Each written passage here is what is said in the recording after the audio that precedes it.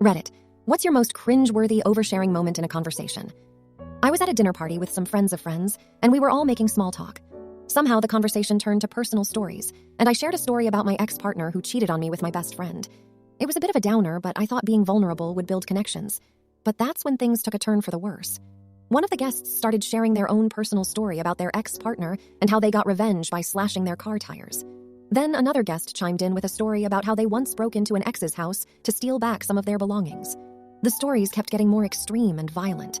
I suddenly realized that I had opened the floodgates for a group therapy session with a bunch of strangers, and it was making me extremely uncomfortable.